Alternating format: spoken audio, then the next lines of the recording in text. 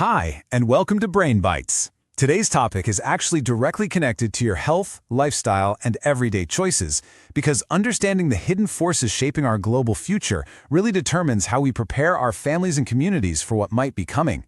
Let's dive right into this explainer where we're going to unpack Professor Jiang's highly complex and honestly pretty controversial framework of how global power truly operates. Jiang argues that what we see on the news is just a tiny fraction of reality, and to understand the rest, we have to look completely beneath the surface. To keep us anchored, here is our roadmap for this explainer. First, America's global strategy. Second, the occult finance alliance. Third, the Epstein mystery. Fourth, the cycle of decline. And fifth, 3 geopolitical predictions. All right, let's start with part 1, America's global strategy, or what Jiang calls the visible tip of the iceberg. So what's fascinating here is how Jiang takes the Pentagon's official publicly available strategy and breaks it down into 3 explicit steps for maintaining global dominance. Number 1, enforce the Monroe Doctrine to completely control the Western Hemisphere. Number 2, lock down vital maritime choke points, places like the Strait of Malacca and Gibraltar. And number 3, actively manage and create conflict in Eurasia, essentially making sure Europe, Russia, the Middle East, and Asia stay divided so no one can bypass U.S. influence. Jiang literally calls this a global mafia system. He argues that by securing these 3 pillars, the U.S. ensures every other nation on Earth relies on them for weapons, resources, and money. It essentially makes the empire a giant global toll collector. Basically, if you want to access resources or trade safely, you've got to pay their toll. There is just no way to do big business on a global scale without their explicit permission. Moving right along to part 2, the occult finance alliance. Let's peel back the layers and look at the hidden mechanics. Okay, so to understand Jiang's framework, you really have to grasp this concept, eschatology. It's basically the theological study of the end of the world. Now, Jiang theorizes that there are extreme radical factions out there who don't just see this as some abstract religious philosophy. To them, it's a literal, actionable political playbook. They aren't just sitting around waiting for the end of the world, they're actively trying to trigger it.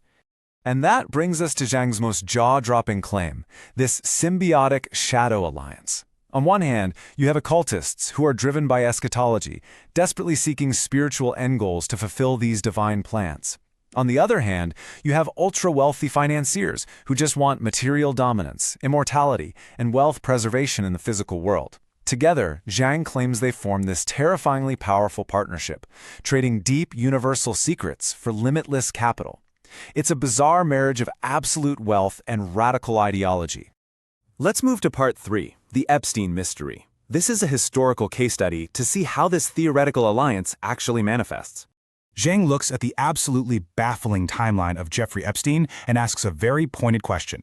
Who was he really working for? Think about it.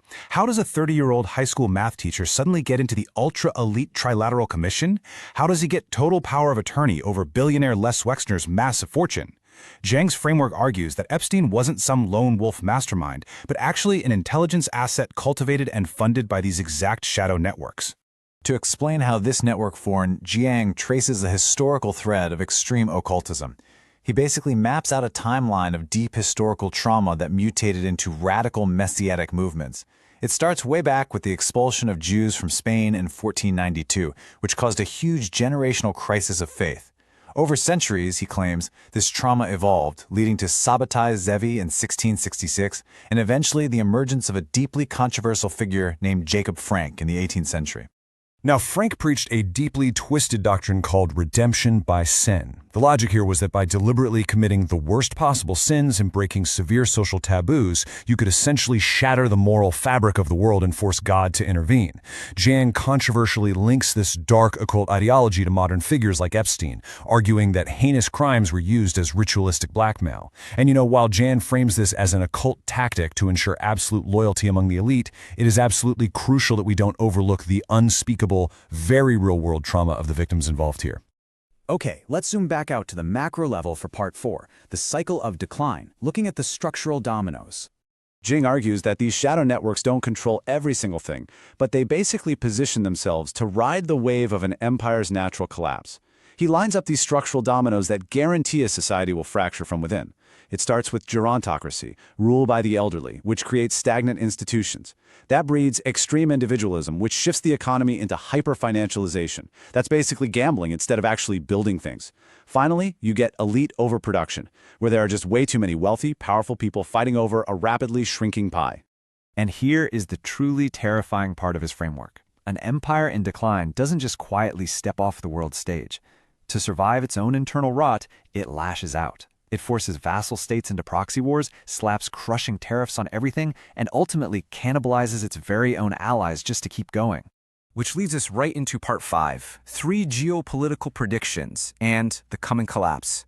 If this massive, interwoven theory actually holds true, Jiang predicts we are going to see 3 specific, highly orchestrated events to speed up this global collapse. First, Donald Trump securing a highly controversial third term in office to dismantle the bureaucracy.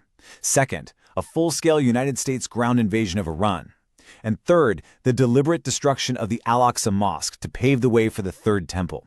He argues these extreme events are designed to fulfill both the Pentagon's defense strategy and the dark end times goals of those radical factions.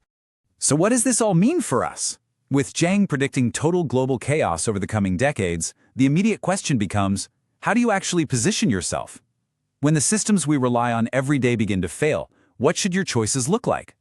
Well, Jiang's final advice is surprisingly down to earth. First, educate yourself and fact-check all the narratives you're being fed. Second, step off the hamster wheel of pure financial accumulation and prioritize your family. And third, build unshakable community resilience.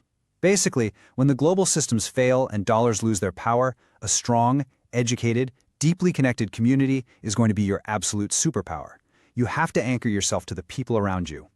As we finish up this explainer, Jiang leaves us with a stark, blunt warning. He says the biggest lie is to trust the elite. Assuming that the billionaires and the massive institutions running our reality actually have the public's best interests at heart is a deeply dangerous illusion, especially inside an empire that's falling apart. So, we have to ask, are we merely witnessing the natural fall of an empire, or is this collapse actually being artificially accelerated by hidden hands? Think about how this framework changes your view of global events and, more importantly, how you're going to prepare for the future. If you enjoyed this explainer, hit the like button, share it with others, and subscribe to Brain Bites for more.